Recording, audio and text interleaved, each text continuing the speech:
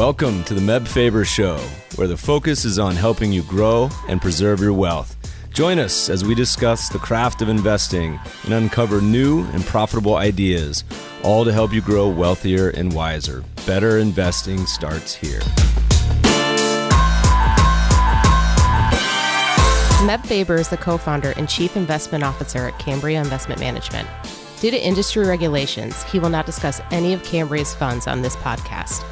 All opinions expressed by podcast participants are solely their own opinions and do not reflect the opinion of Cambria Investment Management or its affiliates.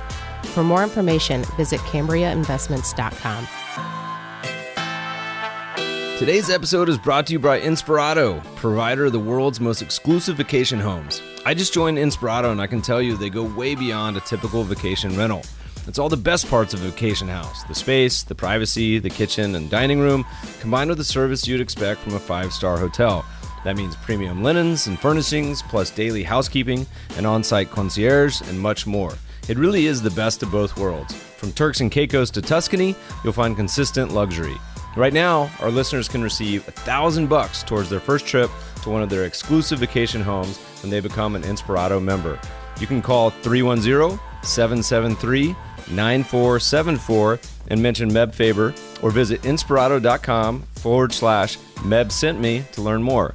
That's inspirato.com/Meb sent me. Hello, podcast listeners. Welcome to another radio show. I'm here today with my twinsy Jeff. What's happening? Jeff and I showed up today at work wearing the same outfit. Who wore it better? Both just red tracksuits. It's so weird. So we had a little delay in recording this because I was playing HQ, the quiz game show. Have you ever played? I've not. Do you know what it is? No. So it's a live app game show. They get like 1 or 2 million people per game, and the prizes... You're doing this on office hours? The prizes... Lunch break. The prizes range from like $5,000 to $300,000, and so people either have like one winner or multiple winners. And I get pretty far. They usually have like, I think it's 12 or 15 questions.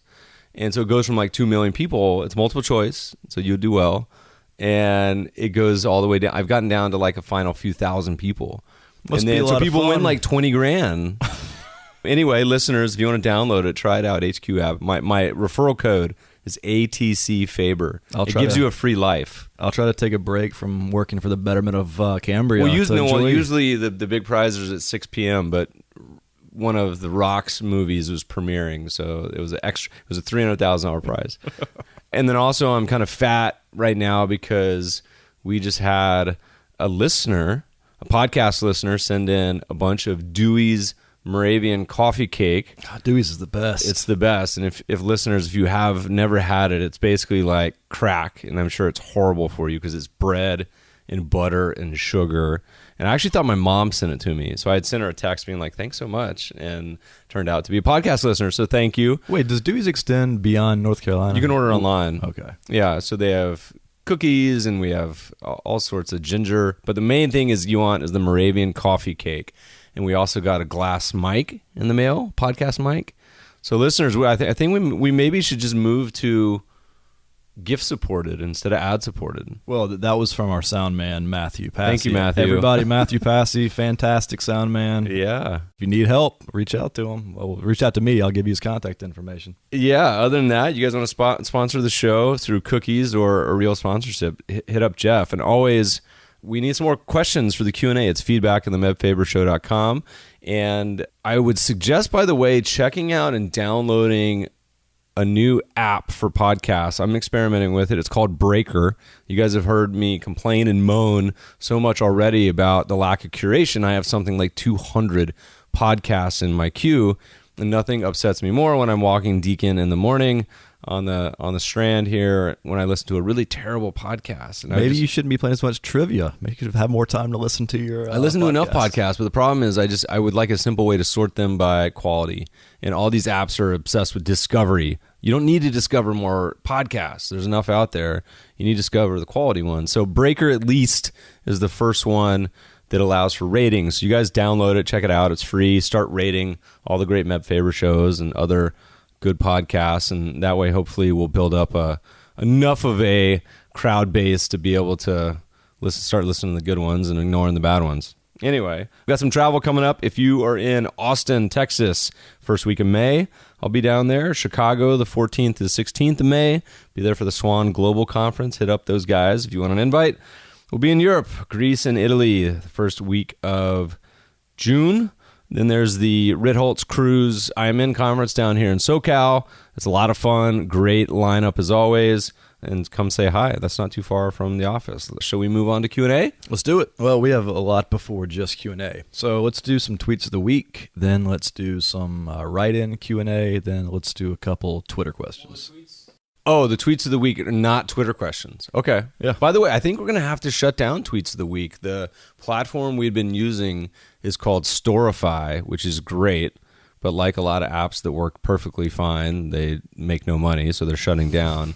And there's another one that supposedly can do it, but despite it being one of the most useful things I produce, I don't know that anyone cares. I don't know that anyone listens, so we may stop doing it. There's probably a better way to curate it and publish it. Maybe we should just do an app.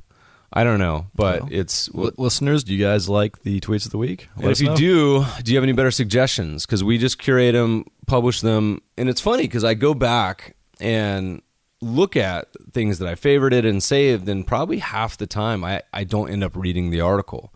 So in the review process, I say, oh man, I wanted to read that. And it ends up being a really interesting article that I just kind of archived and never got to. So if y'all have any suggestions, let us know. All right, well, let's go. Dig in while we can. All right, so the first one is about something that you wrote recently called the Stay Rich Portfolio. It was based upon a couple polls that you had done about drawdowns and bonds, and just give us the whole takeaway. Well, we talk a lot about struggling with financial education, and I think one of the biggest gaps is people always think in nominal returns, which means there's nominal returns on, say, stocks, if stocks have done 10% historically, but there's inflation of 4% in the U.S., and stocks historically have done 6% real. And real means it's the money you can eat and spend. If your stocks go up 10%, but you have 10% inflation, your net worth hasn't gone up at all, right? You merely kept up with inflation. Inflation means a lot of different things, but it's simply stated. And so there's a lot of challenges because why do people think in nominal terms is a lot easier? Because inflation is different over different periods. It's been super low in the past few years, but it's been as high as the high single digits, double digits before in the U.S. Different countries have different inflation. It's just complicated.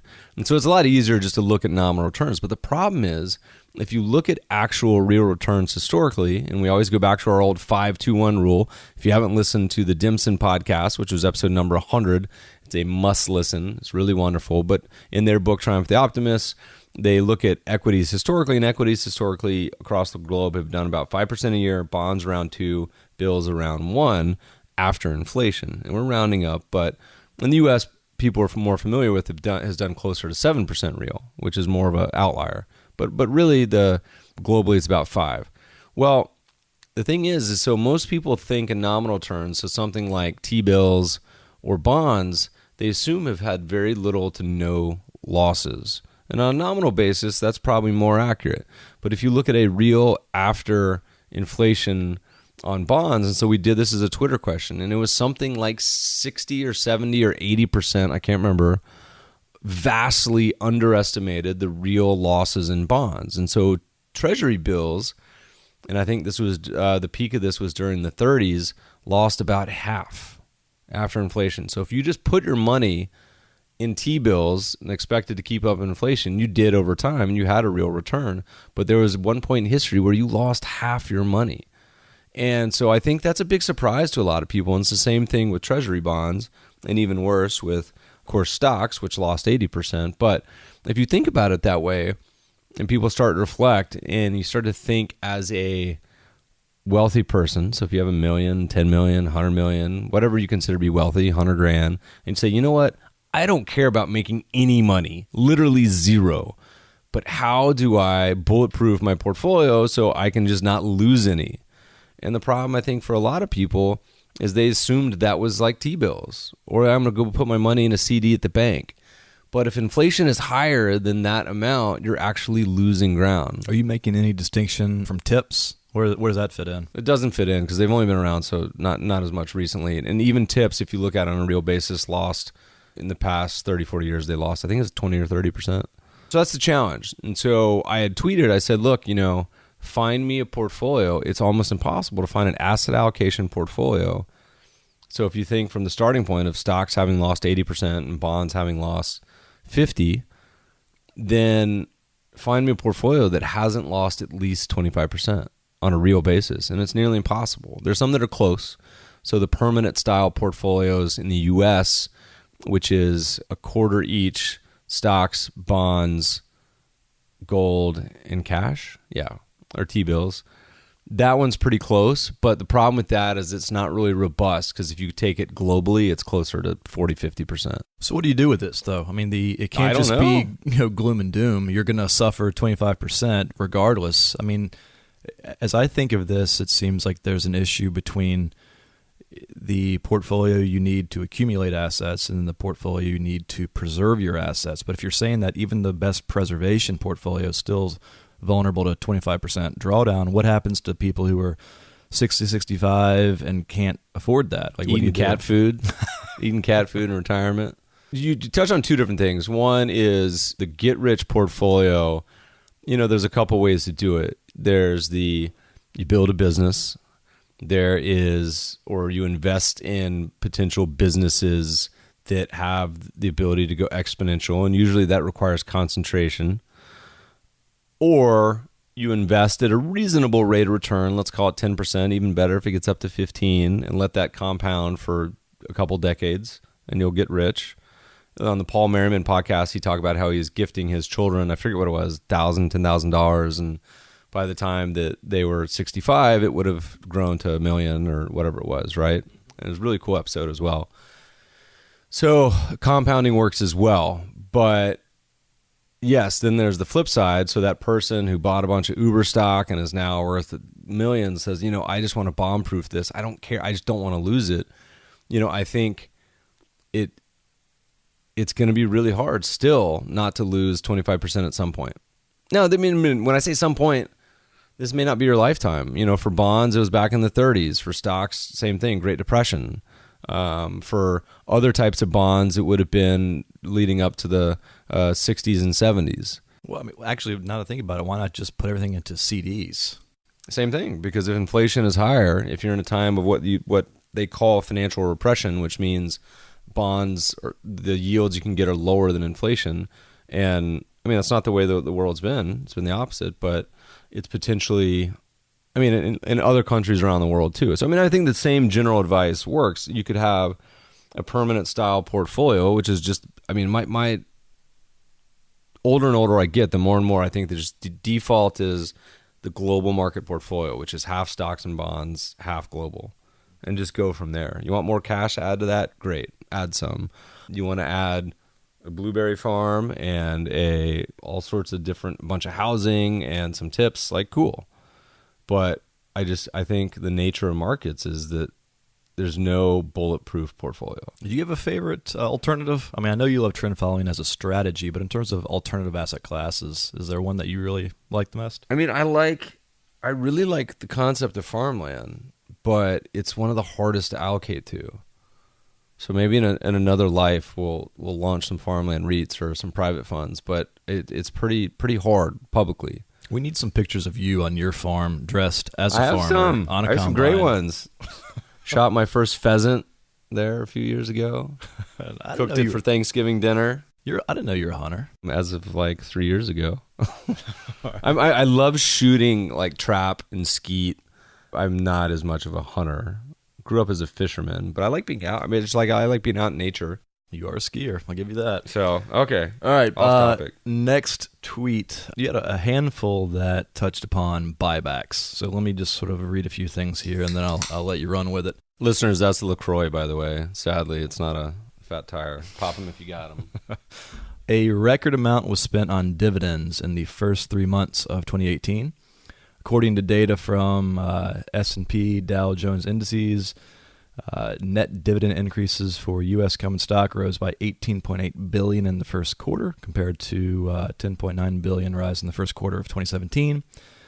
Senator Tammy Baldwin plans to introduce a bill on Thursday that would prohibit companies from repurchasing their shares on the open market. Critics say this trend is deepening the chasm between America's rich and poor because affluent families own the vast majority of stocks. They argue the money would be better spent by investing in the future, paying workers more, or offering better benefits and retraining programs. All right, run with it. The media gets this wrong, and I don't fault these senators, and Elizabeth Warren was one of these co-sponsors. I don't fault their intentions, but just picking something out of the air, this is one of the dumbest proposals I've ever heard. And let me explain why. As we talked about many times in this podcast, one of my favorite books, The Outsiders, talks about capital allocation as a CEO's job. Only 5 things he can do, right? It's reinvest in the business, pay out a cash dividend, acquire another company, buy back stock, or pay down debt. And that's it. There's no other choices. And so it's his job to do whatever combination he thinks is best. And so the media, which really, really does not understand buybacks, it's so bad because financial freshman year finance is buybacks and dividends are the same thing. Ignoring taxes, ignoring valuation of the company, they're essentially the same thing. And a lot of people don't understand that. They're actually much more tax efficient.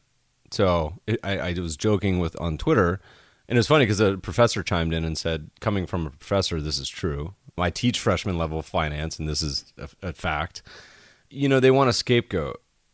And look, is it true that there's this wide gap between wage earners and the top moneymakers in the country and world? Yes. Is it true? Now, I don't think it's true that investments simply benefit the super rich, because how many investment plans and pensions and are invested in stocks?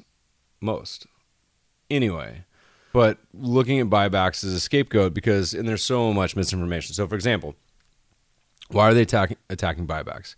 Well, they say the main reason they're attacking them is they say CEOs tie their compensation to buybacks, to EPS, and they get more options, and so they try to drive up EPS, and buybacks are artificially inflating EPS. Well, first of all, we can test if that's true. Cliff Asness wrote an article about it and said, by the way, ironically, companies that are not buying back stock have higher EPS growth than companies that are. So they're already backwards on that. Well, you pointed out many times about how high conviction buybacks are usually done at great levels. Okay, so we'll get to that in a second. But the one more comment about the EPS and options, that's not a buyback issue. That's a really idiotic, stupid investment compensation committee board of directors issue. So if you have a company and your idiotic board is tying the CEO's compensation to short-term EPS, that's the board's fault.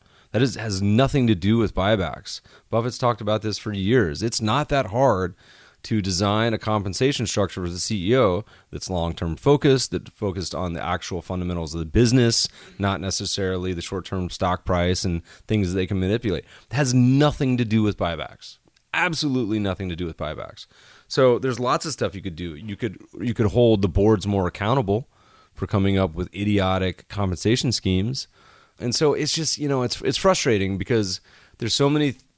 You could probably get 20 of the top financial minds in a room and say, all right, an hour, write down 5 sort of proposals that would actually make a difference, and probably crank it out an hour. But instead, politicians going to politic, right? And it's frustrating because it has nothing to do with the real world. Now, what you mentioned, so from the investment standpoint, think about if they outlaw So I said, if you're going to outlaw buybacks, you might as well outlaw dividends. And debt pay down. Well, then, yeah. So then should a company not pay down debt? All of a sudden, you're now just going to only allow companies to issue stock? That's horrible for investors. That wasn't even necessarily the argument. One of the arguments was use that money to benefit the workers themselves. So they want more investment in the company. Well, the problem then is you have situations, and they'll complain about this too, where they say, all these companies, they took on debt or they did this and they spent it foolishly and did all these dumb projects. Well, that's what people do when they have money sitting around and they can't do anything with it. So if they have to spend it, they'll spend it on something idiotic. Well, it also makes no sense to me because you an investor has different motivations, obviously, than a salaried employee. An employee, from an investor perspective, is a line item expense, salary expense.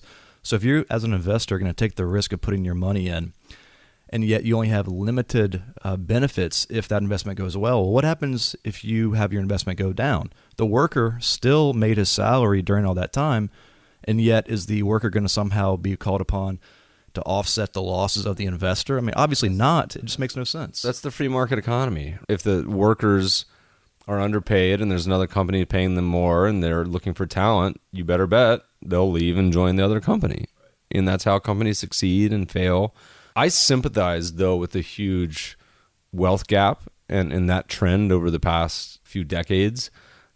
And I think there are plenty of policy ideas you could come up with. Banning buybacks as some, just soundbite is just, it will make no difference. Well, it'll get latched onto by a certain part of the population, and that'll just cause a stink, and then it'll probably blow over. If they just wanted a soundbite that wouldn't make much difference, they should make dividends tax-free. Stupid, already stupid. Dividends are taxed multiple times. And remember, from the investor standpoint, the Alpha Architect crew looked at this and said, fine, let's look from an investor standpoint. Let's sort companies into companies that are doing high internal investment and low, and the ones that had the highest internal investment had the worst stock performance. But it's been long kind of well known that the companies that are, not building up empire building typically do better. I want to tell you a little more about Inspirato. Listen, you only get a few days off each year to spend with the people who are special to you. Aren't those days too important to be left to chance? That's where Inspirato comes in, with luxury vacation homes across the U.S., Caribbean, Europe, and beyond. These spacious homes are staffed like 5-star hotels, so you get all the amenities, an on-site concierge, and daily housekeeping, and they even do the dishes for you. That's why I became an Inspirato member. You can travel all over the world and get the same luxurious experience whether you're in Nantucket, Sonoma, Spain, or anywhere else. Y'all know I'm a skier, so I can't wait to check out their ski homes in Colorado and Montana. Members also get access to their Jaunt program, which offers incredible savings on luxury vacation homes in thousands of 4- and 5-star hotels around the globe, which is great for a business traveler like me. Let Inspirato take care of the details so you can focus on making the most of your vacation. Right now, our listeners can get $1,000 toward their first trip to one of their exclusive vacation homes when they become an Inspirato member. Call 310-773-9474 and mention Meb Faber, or visit Inspirato.com/MebSentMe to learn more. That's Inspirato.com/MebSentMe. And now back to the show. All right, next topic is volatility clustering. We're seeing a lot of these pretty heavy up and down days recently. You tweeted about this. Remind us what the subject is and what the significance is. Yeah, so we wrote an old paper on this called Where the Black Swans Hide. There's still a lot of misinformation. It pops up every 2, 3, 4 years about this, where most of the good and bad days happen when the market's already declining. And that's simply because volatility is stretched, because people are fearful, they don't know what's going on, and you have worse both up and down days. So as measured below the long-term trend, something like 200-day moving average, 10-month moving average. And if you can avoid those days, there's this old article that used to float around, and it's in the media always, and you find a lot of buy and holders justifying it. Say, well, if you just miss the 10 best days, this is how hard it is to market time. Your return would be terrible or zero. So you can't market time because, well, it turns out if you also miss the 10 worst days, your return's amazing. And almost all of them happen at the same time, which is markets are already declining. It's just volatile. So anyway, the takeaway is if you wanted to be a trend follower, you can apply simple trend following techniques and you'll miss most of the good and bad days. And by doing that, you lower your volatility, you lower your drawdown. Historically, you can increase returns a little bit, but that's usually not the biggest benefit. I've read some stuff recently that's trying to draw parallels between the volatility that we're seeing and now in the last few weeks and traditional volatility as a bull market kind of sputters to its end. Do you put any stock in that, or is this just standard? I was laughing. I think I heard a soundbite that said John Bogle was talking about this being one of the most volatile markets he's ever experienced. And I was like, what are you talking about? We just had 15 up months in a row. It's where volatility is at some of the lowest levels in history, and we had a minor jiggle in February that was like the quietest little back and forth, and then again in March. But there's not a whole lot of markets that are in downtrends. The real estate was an early one in the U.S. REITs to start to kind of roll over, and you've still had the outperformance of a lot of foreign equities, and you're starting to see commodities pick up to the upside.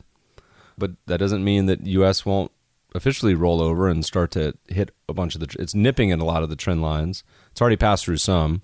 So we have one fund that hedges somewhat in little pieces, and so it started to hedge some on the trend following side. But in general, most of the world's still in an uptrend in most asset classes. Where are we relative to the 200-day ballpark? Well, I mean, depending on when we're recording this and when it gets published, we're either above or below. But I think, oh, great! Thanks for clarifying that. I think we're slightly above right now. It's close. All right. So next, there was a great tweet from Robinhood. Had that graphic of going up or going down. Talk about this. You want to explain it? Well, they introduced a new feature where instead of options... Well, explain Robinhood first. Robinhood is the no-fee brokerage, which just got valued at $5 billion, by the way. You can open an account there and trade stocks for no cost. It'll be curious to see how they make money at some point.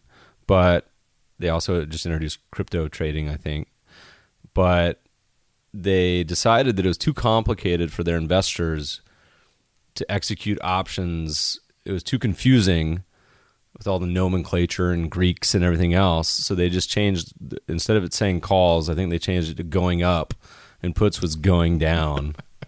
So just trying to dumb it down as much as you can to incentivize you to use derivatives and lose all your money. But, I have nothing bad to say about Robinhood. I've never used them. I have a dummy account there, and I logged in the other day, and they had an interesting feature where it showed the distribution of where all of their clients bought a particular stock.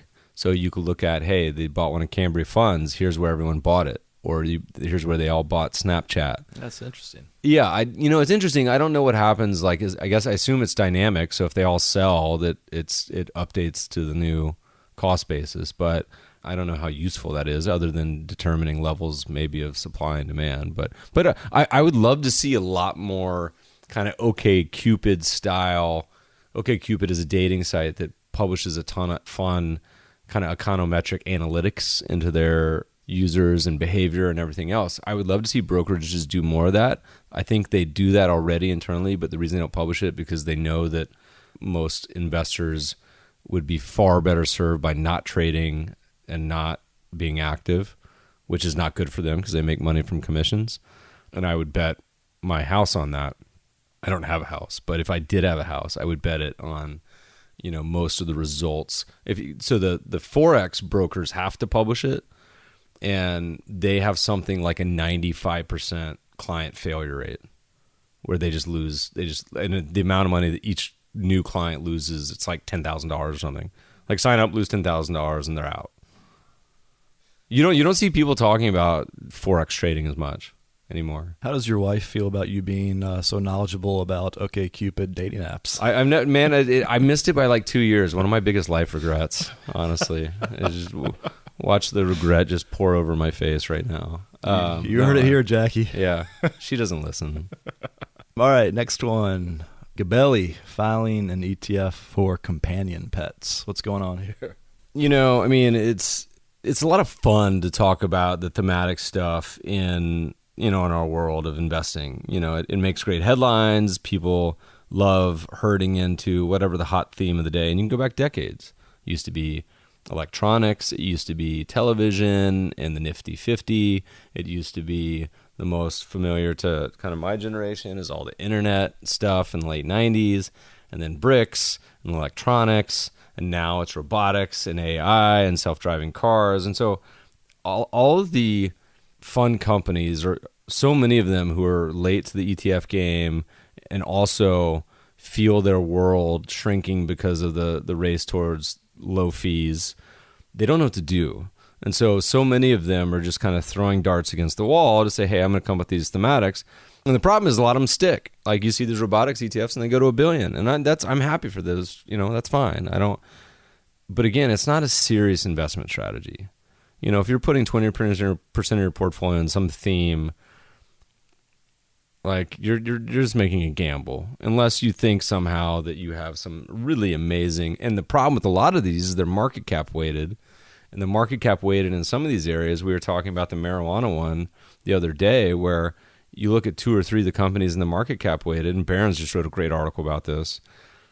It's like they're probably zeros, and they're $800 million, $2 billion market cap, and they have no assets. Anyway, so Gabelli put out let's see, I was going to read the description. It was a philosophy with respect to securities, identify assets that are discounted the private market value in the pet industry, companies that offer service support and products for pets and pet owners, including food, healthcare, vets, pharmaceuticals, wellness, nutrition, equipment, medical, dental, and services, rec, entertainment, ag, infrastructure related to parks, toys and games, exercise, consumer products, and any other sector which supports the well-being of pets and pet parents. Like, trying to defend it, could you argue that pets is like an inelastic service good type thing where, even if things roll over, people are going to keep spending money on their animals? I mean, you could make an argument for any theme or industry or sector or subsector. You can make an argument for biotech. Doesn't mean it's not going to have 70% drawdown. You can make an argument for any thematic sector. And unless you are a thematic expert in that sector, which you might be, in which case you're a stock picker and you're actively managed it based on fundamentals or whatever, could you generate alpha? Sure. But again, to me, so much of that doesn't really fit under the banner of, for vast majority of investors, of being serious. They want to do it because it's fun. So yeah, I have an investment in biotech ETF, or I have an investment in, this AI self-driving cars because they're going to be huge in the future. It's a marketing game, not, in my mind, a serious investment philosophy. Well, that feels a little different, though, those comparisons. So let's go back to robotics that you mentioned. Robotics versus self-driving cars. To me, it seems like the potential future of those industries is a lot larger than pets. I mean, I might be seeing What does the future of the industry have anything to do with the price of the stocks in the future? Well, I mean, we're not getting into valuation. I have no idea what the valuation of the pets ETF is, but if you're looking at simply a rising tide floats all boats, I would think that the rising tide of robotics and whatnot is going to rise a lot higher than pets. So, but hey, I don't know. It could be. What about if we combine them, pets in space ETF? What about robotic dogs? Yeah. All right, let's move on. Meb, I am excited, man. We have gotten our first ever call-in question on our phone line, which everybody's been ignoring for Do you forever. still publish it, or do you just put it up like once? No, it's in there. It's in every show Every notes. single show notes? All right, listeners, if you want to leave a message, we will play it on air. And do you know what the number is? We'll add it. I mean, but it's in the show notes of every single podcast episode. If you want to start asking questions, call in, leave a question, and we'll ask it. Do we have one? Let's see here. Here we go. Hi, Meb. I thought I'd take you up on the voicemail. So my question is, when your portfolio or some investments are blowing up, what do you do to get away from the situation so you don't make a hasty call or do something that's irrational? Talk to you later. Thanks. Well, that's a little too hypothetical question for me because my portfolio and investments never blow up. Just kidding. That's like the response that Tim Cook, when they asked him about what he would do if he was having the same problems that Zuckerberg is having with privacy, and he said, we would never have those problems. Look, many of the things that we've talked about to date here, and understanding history of the investments, having realistic expectations, putting together a written plan, automating it. So all the things put together. And the automation, to me, it's interesting because when you have a brokerage account or you just have a set account that you look up every once in a while and place trades, it introduces breakage points. Meaning anytime you need to make a trade or rebalance or do something, it gives you the opportunity for error. Maybe I'll be lazy. Maybe I'm not going to rebalance. Maybe you're just going to see how it plays out or whatever it may be. If you automate it, and this is what I've done with all my public investments, it transitions it to almost being like a retirement account. A lot of people have a different mental approach to retirement accounts because they see it as, look, this is for 10, 20, 40, 50 years away. It's something that I'm contributing to, and, I don't even look at it. I just keep dollar cost averaging, and it automatically invests, and I don't have to do anything. If the world is going crazy, might you look it up and see how it goes, and might you do something stupid still? Probably. A lot of people will, and I think that'll be a struggle for a lot of robos that don't have a human element. So if you don't trust yourself, you can certainly get a in-between person to be that barrier. But for me, it's been all those things we mentioned, putting together the plan ahead of time. So if and when it does underperform or blow up or whatever it may be, that at least you understood it or you have the next play already. We talked about this where, Peyton Manning used to walk up the line of scrimmage. It's not like he knows what he's going to call ahead of time in any scenario. And so if you face that with your portfolio, you already know what you're going to do or not do. In most cases, it's not do anything. I think that's the spot on answer. Because if you think about what causes so much stress and anxiety in the market, it's that idea of, what do I do now? I don't know what I should do. But if you've taken the time ahead of time to know what you will do under various situations, well, hell, the market could be down 20%, which obviously is terrible for your portfolio. But if you know that you're going to hold despite that, but if it hits, call it 30, you'll get out, or whatever you're going to do, it takes away a lot of that anxiety. What's the quote? Don't just sit there, do nothing. Is that right? I don't know. I think I'm murdering that quote. Okay. Next. All right, we got a couple Twitter write-ins now. On a recent podcast with Elroy Dempson, Meb and Elroy discussed the historical returns of housing and indicate that owning a house is not a high-performing investment relative to other asset classes. However, if the alternative to buying a house is paying rent, often at a similar cost to a monthly mortgage payment, how does this factor into the assessment of the investment? We got to make a distinction here because we've also mentioned on the podcast where maybe in an intro or a sponsor or something that real estate is also one of the world's best performing asset classes from the academic literature. So we need to differentiate between, say, just buying a house and living in it versus buying a house and renting it to someone. Okay, so that transforms it from being simply an appreciation to something where you're getting income from it. So it's totally different. So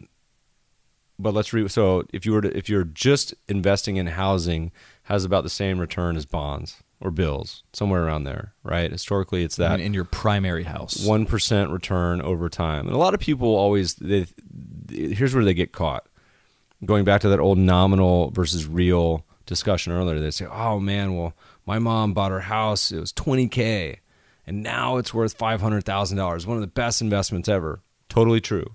But if you look at it on an after inflation basis, it's probably did about the same as bonds. Now caveats. This is location specific, it's time specific, yada yada. But over time and across geographies, real estate does about 1% a year real. I think it's 1 or 2. I can't remember which, but somewhere in that ballpark. People always forget the expenses. There's so many expenses involved in real estate, so many problems. We had to move out for termites and mold and all that good stuff. And I think it's our buddy Jason Zweig. I may be misquoting him. It says there's like 10 reasons to own a house, but none of them are financial. No, he has a different. What does he say? He says the house is it's not an investment, but it's an asset. We'll see how many things I just misquoted to Jason, but I think that's accurate. And so if you think about the buy versus rent decision, the good news is now you can go online and there's 1,000 different calculators. You just Google buy versus rent calculator.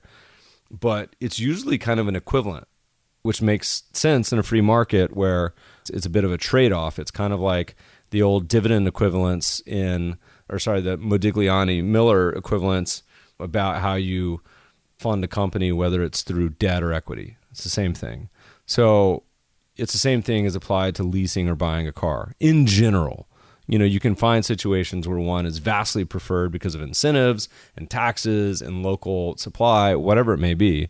And the same thing with real estate. You can find times when it's hugely distressed and it makes a great deal of sense. But in general, and I have the flip side. I'm in a current situation where leasing it is far cheaper than buying anything, right? So, but I think the best reason, one of the best absolute reasons to buy a house is it keeps you, it's almost like a savings vehicle. So you're socking away a monthly payment on a mortgage or whatever it may be instead of spending it on that trip to Cancun, and so it's like a default. People bucket housing as a different mental, I think, capacity than they do, say, dollar cost averaging into stocks, despite the fact stocks will do better probably over time. So it depends what you do with it, is I guess going back to the original question. And that's why REITs historically have stock-like returns, as does commercial real estate or single-family housing if you rent it out. But assuming that the mortgage payment was roughly comparable to the rental payment, as the guy indicated, so the same amount of money is gone, wouldn't it be preferential to buy for the point you made, which is it's sort of a forced savings program? So you're going to get that money back to some degree in the future. No, I don't know. To me, it's 50-50. Well, what's the counter argument? For renting? Yeah.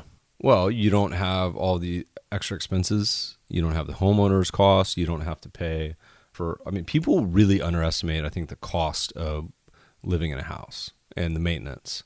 But remember, and this is the same thing that goes back to dividends and buybacks and debt and all this stuff. So that money you put down for the mortgage payment, remember, you buy $1 million house, you plop down $200,000-$300,000.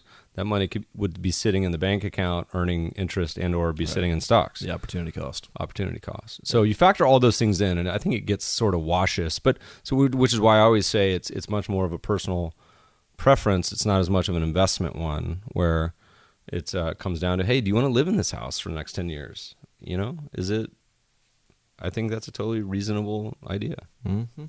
All right, next one. I understand that any given strategy can underperform the market for long periods of time, but what is a reasonable time frame to fairly evaluate the results of any particular strategy? 10 years. Is that basically just one business cycle? You can look at any strategy over a week, a month, a year, and describe what just happened, and it's funny because you see Vanguard put out a study that showed a number of these indexes where people were basically just data mining, optimizing the past, and it showed the performance of the index and then the performance of the index once it went live. It was exactly what you expect. It's like a steep hill up, great performance, then it goes live and it's more like a plateau. And we've seen both sides. We've published a number of papers, books, where post-publication it had the best performance it's ever had. So our very first white paper came out in 2006, and it had the best performance of the 40-year back test, literally like a year or two later, during the global financial crisis. One of the reasons it became popular, when we wrote the 10-year retrospective, we laughed because we said, how do we publish it in 2010? No one would have read it because they said, no crap, Meb, this is obvious in retrospect. But shareholder yield, that's a well-known strategy. Lots of people have written about it. It actually had the best performance of the entire back test the year after I think we published it. But a lot of that's just a coin flip. The U.S. has been outperforming foreign stocks from 2009 to about 2015. That's usually 50-50. And so that's a good example. If you were just to look at the last 10 years and say this is our entire history of investment knowledge, you say the U.S. always outperforms foreign. Why would you ever invest in these dumb countries around the world when you could invest in the U.S.? When in reality, it's just a cycle. So I think, the advice of tilting towards what makes sense, particularly when things get really, really stretched, makes a lot of sense. But there's two types of confidence on looking at strategies. There's the sort of rules-based quant index, and then there's the active manager. And so the rules-based quant index is hard enough. The active manager is an order of magnitude harder. So look at Dave Einhorn, for example. Famous manager, World Series of Poker, seems like the nicest guy on the planet, had phenomenal run in the early 2000s, published books, does lots of these charity conferences where they publish the ideas like Ira's Own. And he's had horrible returns, I think, for the past 10 years. And so you say, is the question, has he lost his edge? Is he bored? Has he turned into a macro tourist and now he's talking about inflation and gold? Is he comfortable in his wealth? Is he just made too much money? Or have we been in a cycle for the past 10 years where value hasn't really particularly worked and it's not his style? So you have two levels of really hard. So the quant stuff is hard enough, but then adding on an active manager on top of that is nearly impossible. Perfect segue into the follow-up part of this question, which was... You're supposed to read the Twitter person's handle, by the way, when you ask the questions. All right, we'll get there. So you can see it like, this is Ed from Minnesota. All right, we'll get there. This actually was a write-in. I got it wrong earlier. The follow-up was, if a strategy can underperform for 10 to 15 years, is it still a viable strategy and a reasonable consideration for portfolio construction? I think you want to put as many of these little anomalies in your favor that you can. I mean, that's what we've tried to do in our Trinity portfolios. And so stuff like value, I don't really know what the alternative is, buying expensive things. That just seems kind of stupid to me. So yes, I would still want to have a number of those in my corner. I don't know what the alternative is. I mean, the alternative is doing the opposite. And what the opposite in many cases is really dumb. Can you think of a time when a respected strategy that had done well turned out to completely peter out and just lose everything, and it's no longer effective? Price to book is a good example of something that's really struggled in the last couple decades. Price to book was one of the first anomalies, value investing, and then you had everyone knew that, right? And so did that cause price to book to, all the money to go into, I mean, DFA managed like $400 billion based on price to book, right? So does that change the dynamics of the market? Or there's been some other good follow-up articles about price to book being not a particularly good indicator for XYZ reasons. Too long for this podcast, but there are things like that. My impression was price to book was largely a relic of like the railroad era, when you had a lot of these capital-intensive businesses that required it. And then it's no longer as relevant now. And then there's others like dividends where, we've talked ad nauseum about this, but dividends, for example, used to work not particularly great, but they're fine, better than market cap weighting. But because of a structural shift in the past few decades, they become much less relevant. And then on top of that, like any factor, there's times when they're super expensive and times when they're really, really cheap. And you've had a huge run over this decade where dividends went from cheapest they've ever been in the late 90s to everyone in the search for yield piling in over the past decade to where they got the most expensive they've ever been in history. And dividends have been awful the last 3 years, and they're still expensive. We said this, people now associate me with the guy that hates dividends. People are always on Twitter like, oh, you hate dividends. I'm just stating the obvious. Put a dividend ticker of your dividend mutual fund or ETF into Morningstar, click on holdings, look at the aggregate valuation, and most of the time they have higher valuation than the S&P, and half the time it's a lower dividend than the S&P. It literally makes us, you're just buying expensive stocks at this point, and then pull up a chart of the dividend funds versus something like a shareholder yield or anything else, and don't take my word for it, but just go look at it. I can see him getting angry, folks. I gotta watch this. All right, let's now dig into the Twitter questions, replete with the actual handles as you requested. I was actually turning red from this kale juice I just drank. It's the most LA thing ever done. One of our coworkers bought a ton of green juice. This first one comes from Ol Petter. He basically asks about an article which states that country valuation is influenced by the sector structure. Any particular thoughts on that? You want to explain what he's referencing? Sure. So first of all, that's true. So let's say you have a country, a lot of people don't know this, but financials in the U.S. are what, 20% of the U.S.? And in foreign, particularly in foreign emerging, it's like 40%. And there's roughly, let's call it 10 sectors now. And, some are really small. Some like utilities, I think telecom are like 1 or 2%. They're tiny. And then some are very large. And obviously, different countries have different sector compositions. So you've seen a lot of people come out and say, no. So the U.S. we think is expensive, and a lot of foreign markets we think are cheap. Average price to cheap to really cheap to really, really cheap. And people say, no. It's so funny, by the way, to watch people see something that's expensive and then come up with a million reasons to justify why it's wrong. And the same exact thinking being people see a million things that are cheap and justify why you can never buy it. Like people just justifying their market position. So this is an example. I actually disagree with about 90% of the people talking about this. So let's say the argument they make is that, so let's say you have a country like the US that has a sector that's overrepresentative and it's expensive, and another country that has a very small exposure to that sector that expensive sector. Say, well, if you normalize the sector exposure, they're not that much difference in valuation. But that's the entire point. You want to invest where the stocks are cheap. So here's an example. So let's say you just had all the countries are comprised of two sectors.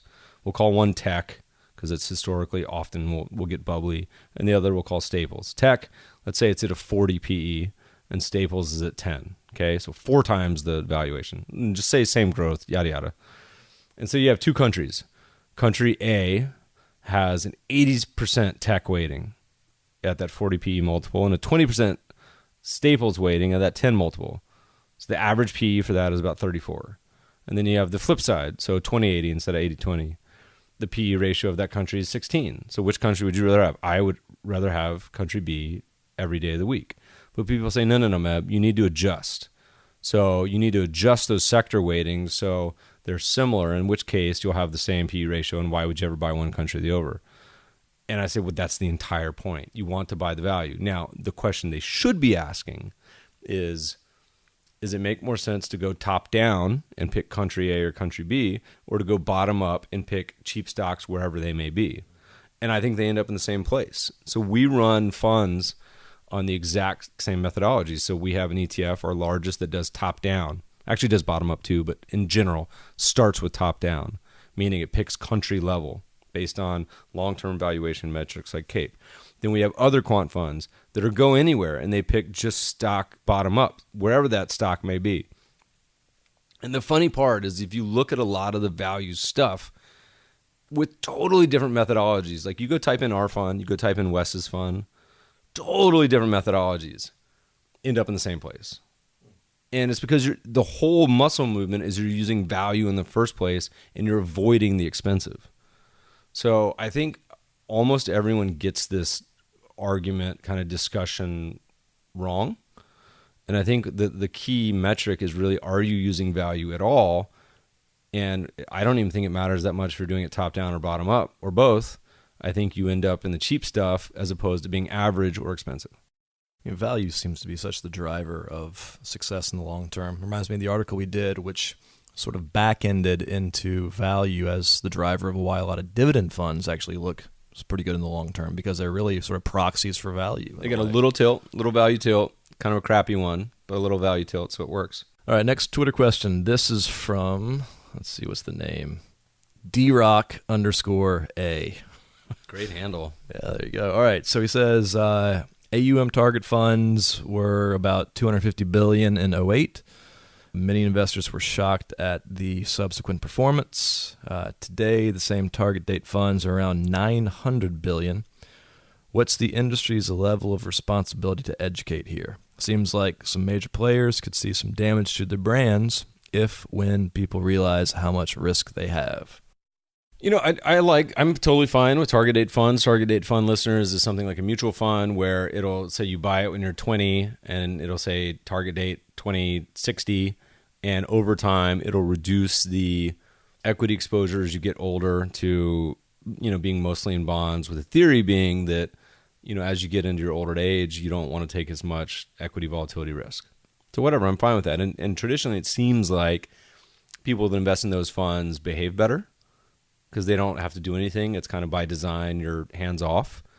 I'm surprised you haven't seen any target date ETFs. Maybe you have. Maybe they have them. I don't know that you do, but should be some. Anyway, I don't know that somehow people are always talking about distortions like in ETFs. Granted, this is in mutual funds where they'll say stuff like, these ETFs are going to totally distort the market, and these passive funds. And it's like, bro, ETFs are 1/5 the size of mutual funds, which are also smaller compared to all the institutions around the world that direct anyway.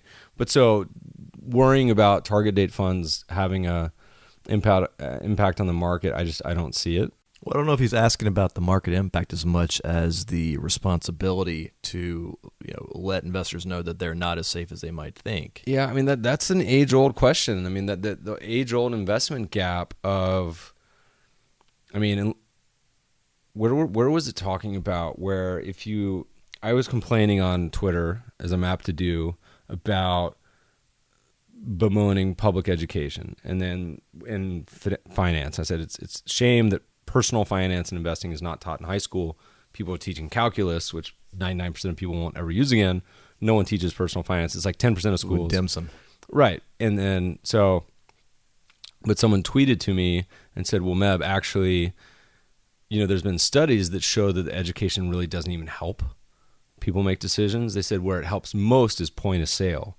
So if you're maybe the target date fund and you had almost like a cigarette warning where you had to read this 1-page, 5-minute presentation before you bought it, and it's like, look, here's the probabilities. There's probability this fund will do 5% a year, may do 10%, may do 0. Here's the probabilities it'll decline 25%, and you at some point will probably lose 30 or 50%. Would that make them behave better? I don't know. I mean, it'd be fun to A/B test. I don't know if you can really do that, but that just goes back to the old problem about expectations. And we've been talking about this for the last year, where almost every survey shows that people expect 10+% returns. Y'all millennials, it's like, I think it was 12, which is crazy. There's zero chance of that. Not zero. There's 0.01. I'm reminded of being in your kitchen with you back in maybe 2010 or something like Great that. vintage. Right when I moved out to California. I was asking you what you thought the market was going to do. And I remember your response. Was my answer which market? Your response was something to the effect of, well, it could go up 90% from here, or it could go down 73% from here. I'm like, what are you talking Helpful about? as always, Meb. Thank you. You're like, well, that's historically what's been possible. So I think I just wandered away from you and got started a beer. trading options. See, what if I had just answered normally, you would have been saved yourself 7 years of option trading. All the millions I made. Yeah.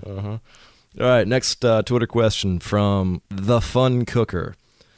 How does Renaissance Technologies do so well consistently when all these other hedge funds fizzle out? What strategies do they use? Renaissance, Rentech, as it's known, one of the most famous hedge fund managers of all time, likely the best performing hedge fund manager. They used to charge $4.40 or whatever it was. $4.40? It might have been $4.50. And the reason when they asked Professor Simons, because he was a math professor, later he said, it's what we determine the upfront management fee, annual management fee, because that's what we needed to pay for staff and computers, 4%. And he actually started out as a fundamentals guy. And he said fundamentals gave me ulcers, so I became a quant. He's really interesting background. I actually ran into him in the woods in Stony Brook on a hike.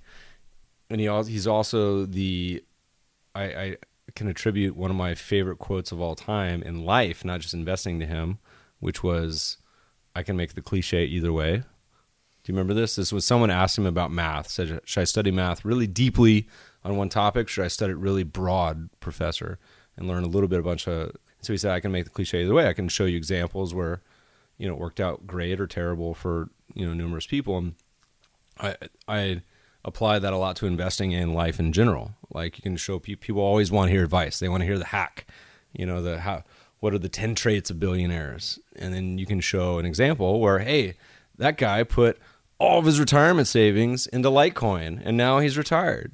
And I can show you another example of a guy who put all of his life savings into Litecoin at a slightly different time and is now broke.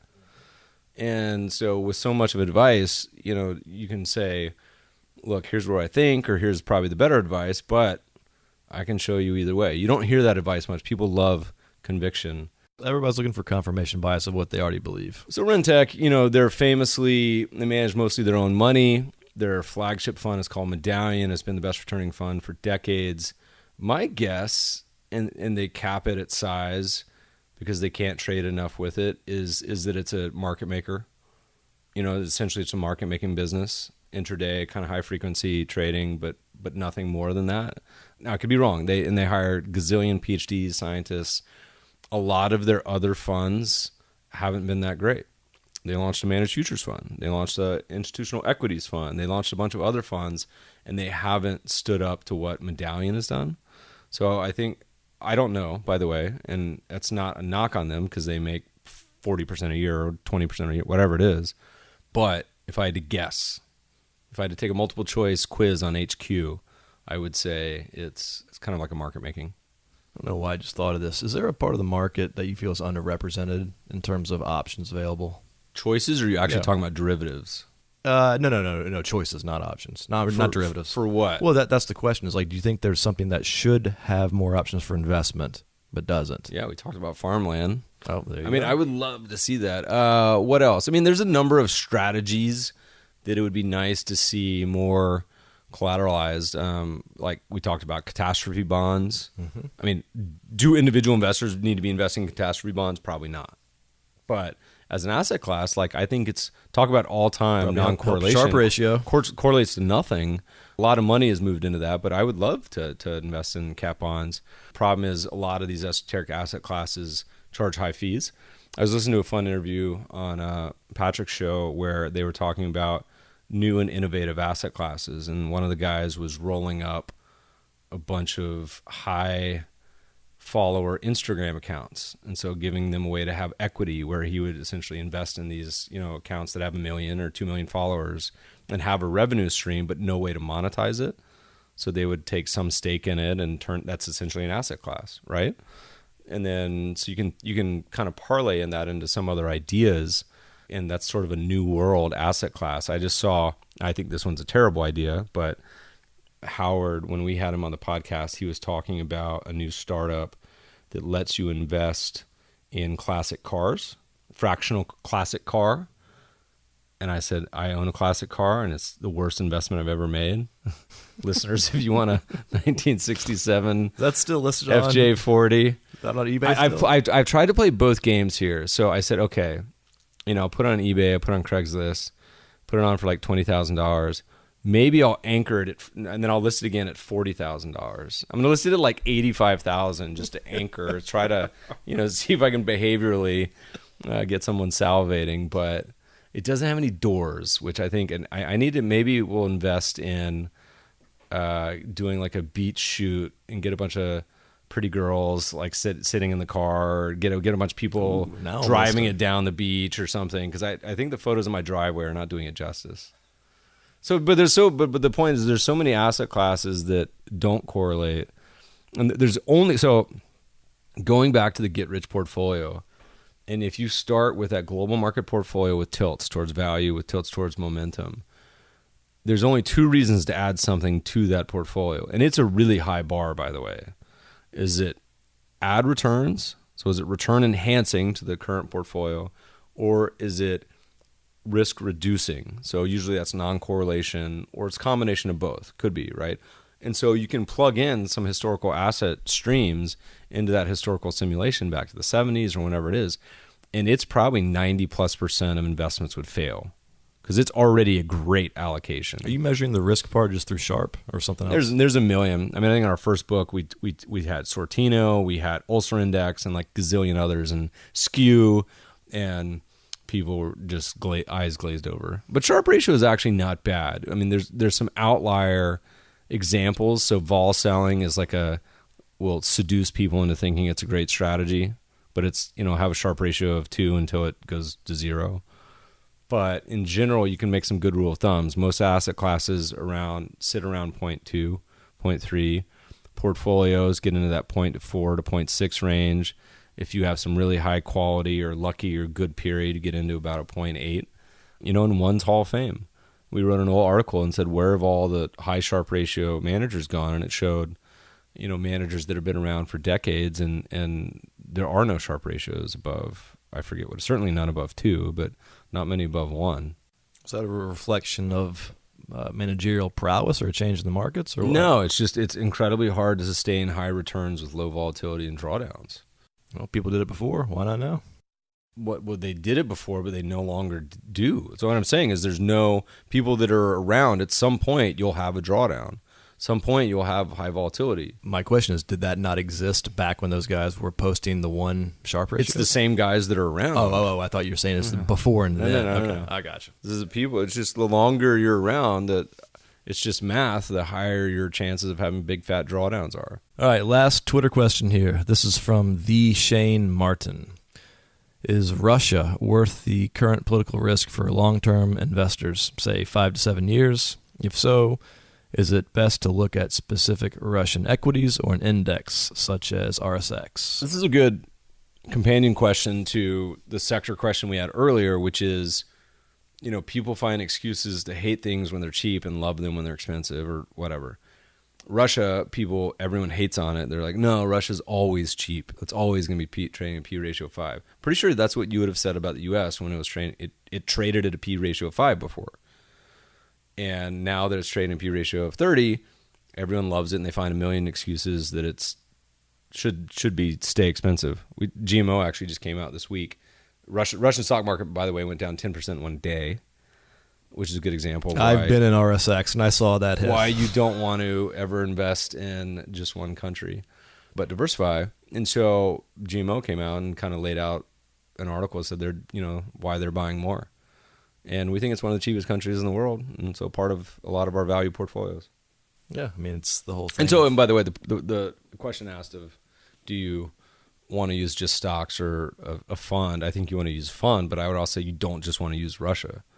You want to buy a basket of cheap countries, so you never have to ask the question. Well, so you wouldn't have a problem though with a direct investment in RSX as long as it was complemented by other emerging markets. Or would you think listeners should buy our value fund that does it for you? That way you don't have to buy RSX. All right, fair enough. All right, ours is probably cheaper too. We're tapped out here on questions, and we're over an hour. You want to take us out here? Yeah, anything listeners, else? Thanks for listening. Shoot us emails with questions at feedback@mebfabershow.com. Oh, actually, real quick, there's a handful of guys who wrote in, ask us good questions.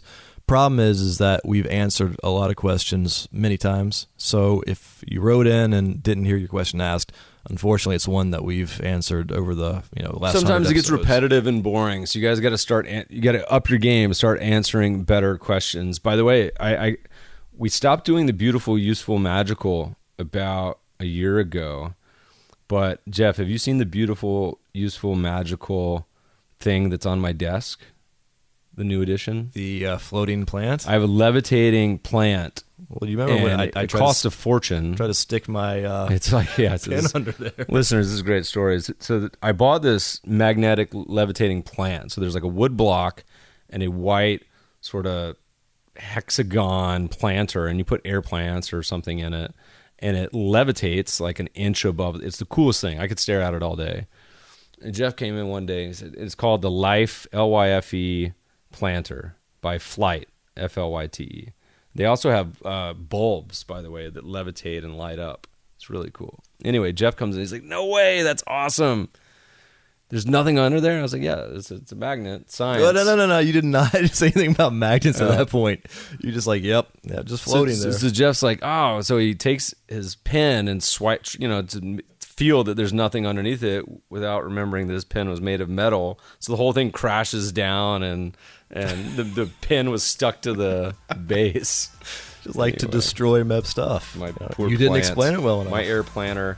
All right. So yes, send in feedback at themebfabershow.com. You can also call the phone number. I'm not sure what it is, but it's in the show notes. Leave us a message. We'll read it live on air. There's only been one, so your chances if you have a question and leave a message is that it will get answered. You guys check out Breaker, the new app that I'm going to be using on the podcast to listen to my episodes. You can always find the show notes and more at mebfaber.com/podcasts. That's it. Thanks for listening, friends, and good investing.